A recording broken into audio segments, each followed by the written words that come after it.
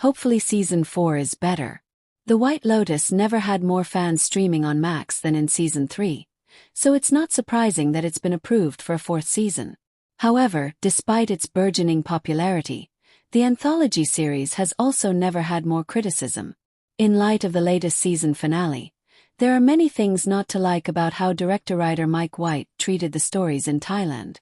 The season didn't feel nearly as emotionally resonant or funny as its two predecessors, and there are a few fundamental issues that summarize most of the problems.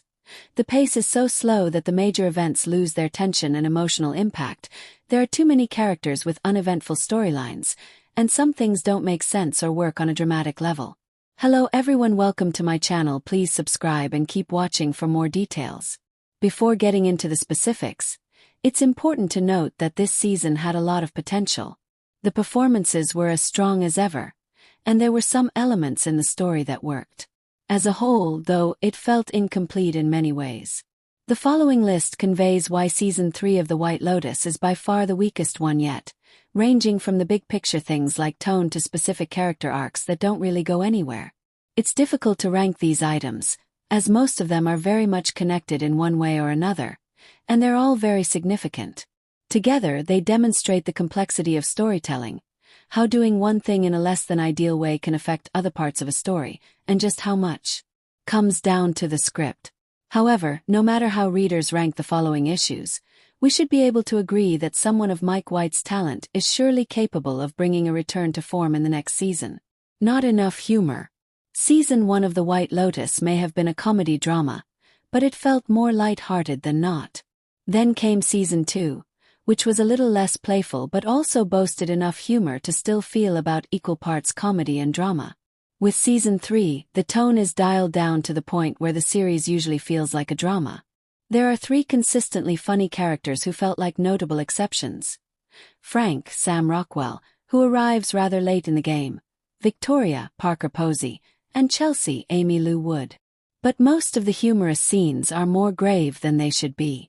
For example, when Rick, Walton Goggins, releases those snakes and Chelsea gets bitten, the whole thing is so darkly lit and constructed to put us in Rick's troubled mind that what could have been played as more goofy and absurd felt more serious, even though we knew Chelsea wouldn't die so early in the season. And when Frank tells Rick about his sex life, the scene is edited in a way that blends it with other, less amusing scenes in a self-serious way. If the series keeps going in this direction, Season 4 won't be any fun. Too slowly paced. Season 3 had 8 episodes, while the others had 6 and 7. More should happen with more time, yet Season 3 proved the least eventful of them all.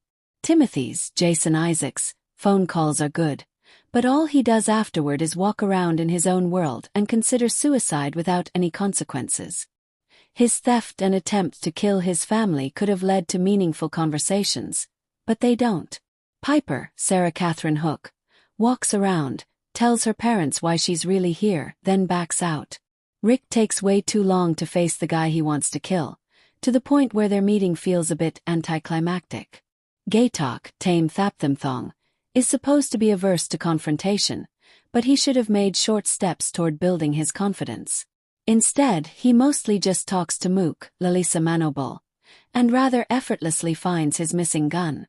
Then there's the friend trio who do practically nothing but talk about each other and have a few one-night stands that won't affect their lives. As for Belinda, Natasha Rothwell, she recognizes Greg, John Grease, and has a meeting with him. Not much else. Overall, this season would have been stronger if it were 2 episodes shorter. Plot holes. There were plot holes galore in the season finale, but the rest of the season sometimes also felt more like artifice than realism. For instance, why would Rick go to the trouble of tracking down Sritala, Lek Patravati, and pretending he's a Hollywood producer without having done the proper research on her movies? Especially when this mission to confront her husband means so much to him. And why does Jim, Scott Glenn, who has apparently been too ill to leave the house, travel to the White Lotus Hotel and not tell Rick that he's his father? More examples. Why does Lachlan, Sam Nivola, not even slightly rinse out that blender when both his brother and his father made it clear they thought the milk had gone bad? No one should want to get drunk that badly, much less in the morning. And how does Lachlan live through it? Without knowing exactly how much of the beverage is fatal, the audience can't feel the stakes. Along with details like Gaytok finding the stolen gun in the first place he looks and Rick not getting bitten by any of the many snakes he releases, the drama feels contrived, fake and flat. Too many characters. More doesn't mean better. And this season of The White Lotus is a perfect example of the rule. This latest season had so many characters that many of them felt underdeveloped. It truly felt like the ensemble was stretched thin. Fans can only become so emotionally attached to so many people over one season of television, let alone one that only has 8 episodes. Characters like Fabian and Amrita more or less drop off the map in the second half of the season, and characters like Mook feel like they were never seriously explored in the first place. It even takes a while to remember who's who in the Kate Laurie Jacqueline trio. A Game of Thrones level problem in a single, self-contained season. Digging a bit into the numbers here, you can count the number of main characters from Season 1 on Wikipedia. 11. Season 2 had 15, and Season 3 had 17. Not to mention the increasing number of minor characters throughout the series' run. At this rate, Season 4 will have too many people for viewers to remember half of their names, let alone care about their stories. The non-guests don't get enough character development. One of the things that made the first 2 seasons so good was how it showed the perspectives of characters both rich and not rich, as well as how those with more money wield their power over those beneath their socioeconomic class. In Season 1 we had Armand, one of the best characters in the series, dealing with Shane, Belinda trying to keep Tanya's attention, Rachel's crisis, and Kai's attempt to afford a lawyer. Season 2 showed Mia and Lucia attempting to get out of sex work, Portia dealing with her boss, and Tanya's revelation about her husband. There were lots of insights from the tremendous wealth gaps here, but most of the lower-class characters in Season 3 are dull. Gaytok only changes in the final few minutes of the finale, and awkwardly, Mook is nothing more than an object of Gaytok's affection. Pornchai is just a significantly less developed version of Season 1 Belinda, and Fabian's story goes nowhere. Chelsea and Belinda don't come from money, but only Belinda's arc has something interesting to say about class.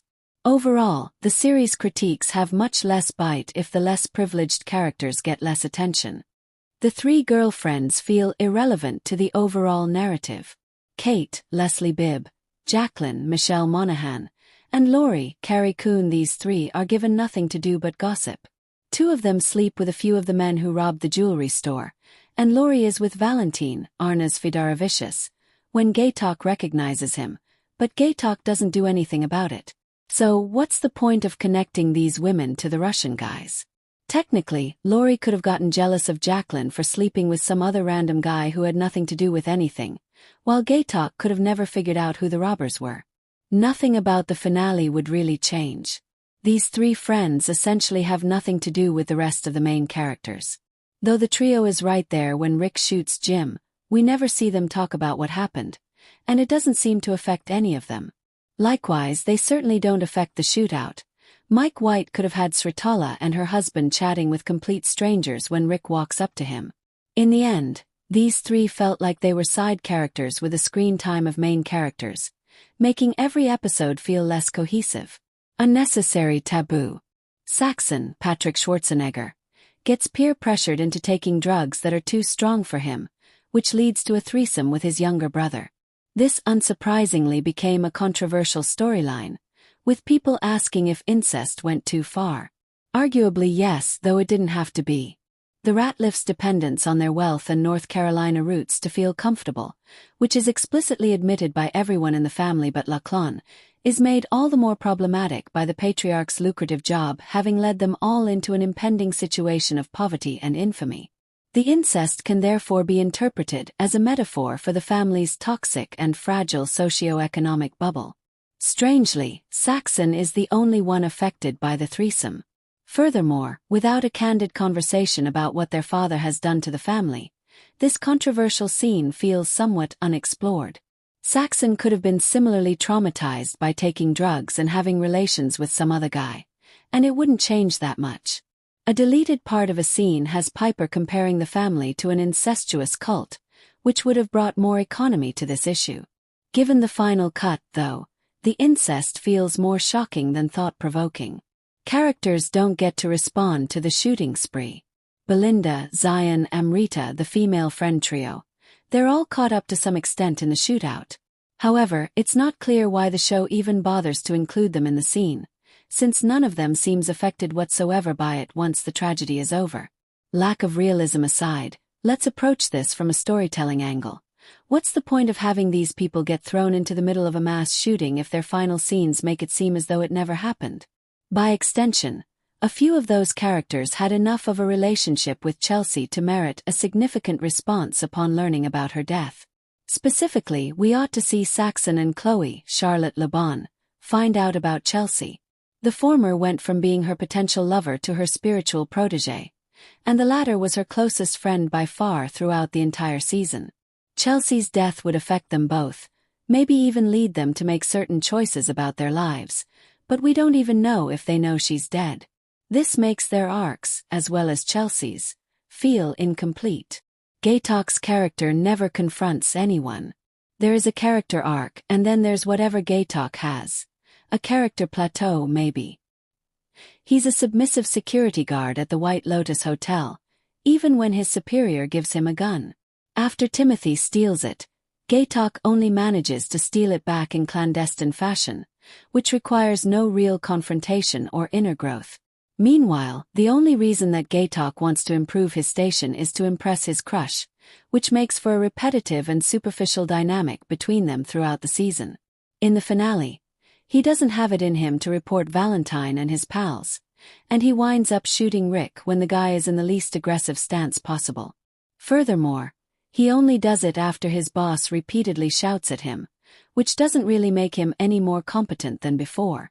Also, since Gaytok finally has the gumption to shoot a man, does that mean he also goes to the authorities about Valentine?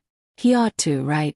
But Mike White doesn't even show that much, making Gaytok's promotion, success with Mook, and apparent satisfaction feel unearned. The show lets Tim off the hook way too easily.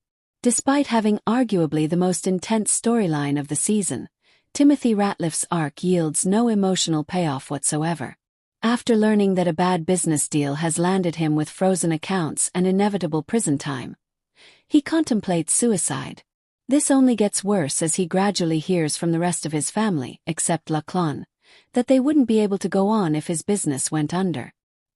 He even comes up with a plan to kill his family, again except Lachlan, but he's able to abandon it and finally comes to the mentality that they can get through this. Bizarrely, we never actually get the other Ratliff's responses to their predicament, and that's a problem. Just because Tim has found peace with the situation doesn't mean that anyone, let alone everyone else, will. Each of the other Ratliffs deserves to have their own reaction to this news, so making this a conflict that only happens to Tim doesn't just make it dramatically dull. It's narrow-sighted. It's an evasion of a necessary reckoning that could change his mind again about suicide. Overall, it's the biggest anticlimax of a surprisingly weak season.